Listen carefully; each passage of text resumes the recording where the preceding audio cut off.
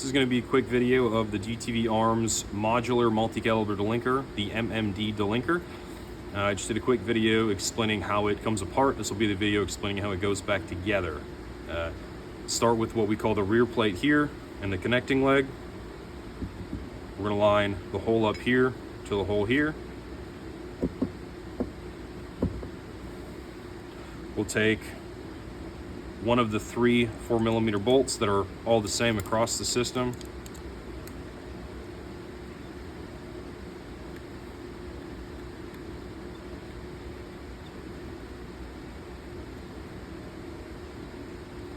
While I'm doing this, I can explain a few things of, again, why we did what we did. I touched very briefly on it in the disassembly video. In this video, I can explain a little bit more. We wanted to make this, again, modular and multi-caliber. What I didn't touch on before was to go into something like 8.6 Blackout or 6.8 by 51, 6.5 Creedmoor. Instead of having a whole new delinker, new designs, things like that, what we can do is, it was only a few minutes to take it apart, a few minutes to put it back together. We replace things, one of them being the connecting leg here, the link chute, and the front paddle wheel. Why we want to do that to go to a different caliber would be the caliber itself, think 7.62 by 51, the shoulder is driven off of right here. So a 6.8 51 using the same parent case has a little bit longer shoulder. The neck sits out further, it won't fit through here. So to do this, what we need is we have to have the round relatively tighter back here. We want to keep it back so when it feeds in, it doesn't jump ahead of the stripper sleeve, the powels don't hit the rounds on the stripper sleeve, things like that. So we control that by the neck, making sure the round is to the rear. To go to a larger caliber, we have to move this neck a little bit. So we have replacement connecting legs, link chutes, and front paddle wheels specifically for that.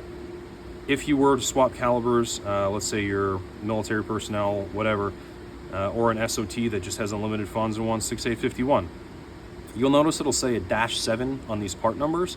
The -7 would be for 7.62 51. If you see a -6, it's for 6.8 by 51, or a -8 is 8.6.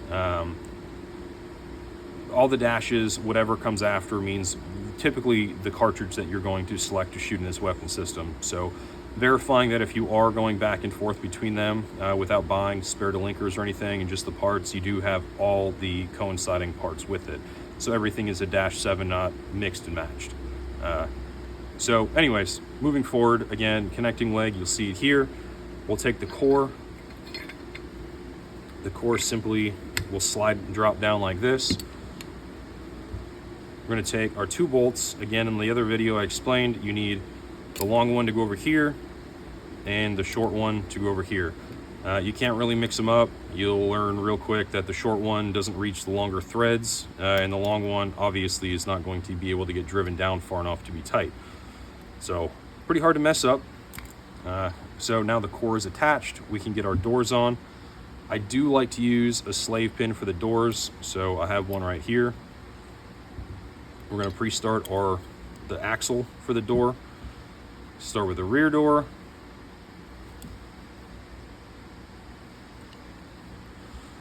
Get it nice and lined up. You got the spring and the pocket in the core. Slave pin came out. We'll use it again for the front door. That hole right there is where you want the spring here to go.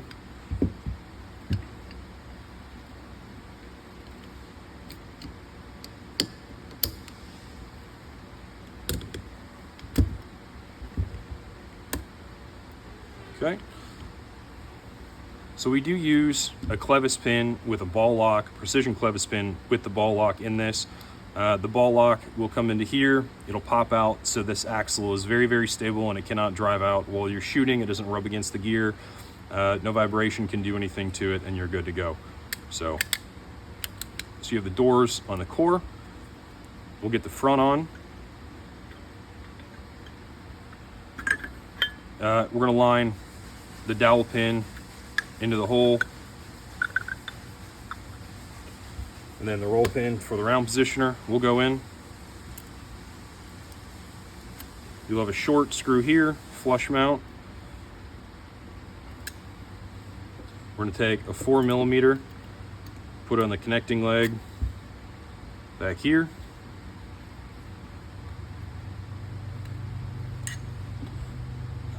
Next, we'll take the round positioner here.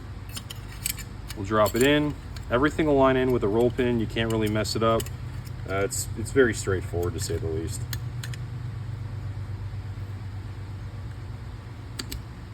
Okay. It's the last 4mm bolt. This will complete your entire chassis. There will be nothing left chassis-wise. You really don't ever have to take this apart. There is absolutely no need to do that. This video is just to show you that if you do drop it, you do break it, you do have long-term sustained wear and tear on it, you want to replace it, it explains how simple and fast it is to do this. It's very, very modular and simple. We can get the rear end next. We'll take the whole assembly, we'll drop that down, get the tail on.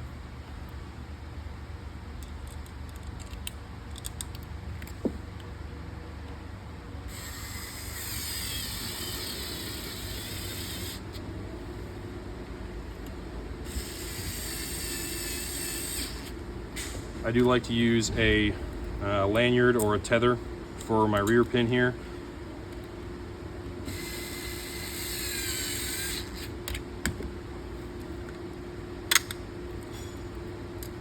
Get that nice and secure and out of the way. Take the link chute, put the link chute on.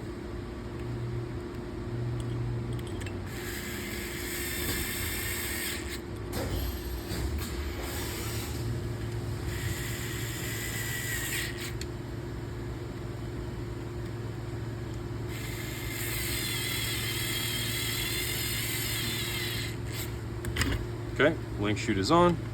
I did not grab the correct roll pin punch, so I am not going to put the roll pin in it. This roll pin, you'll line the system up, the roll pin will drop in, and you will hammer it in. Again, I am not going to put this in. I did not grab the punch, so we're going to leave it out for right now. Take the nose, line the tangs up, hit the button, it'll lock into place. The last thing we need to do is push the push rods in or drop them in.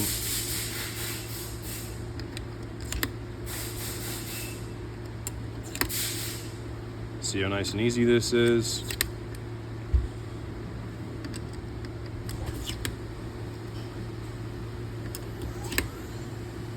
Oops, nice and slippery. All right, so again, good to go. If I wanted to lube this simply enough now, what I could do is just take my T-dub, TW25B, I can squeeze it, I can put it in here, and it will, as you spin it, lubricate into every crevice that it possibly can. I'll take the cap, I'll line it up, good to go. Set this down.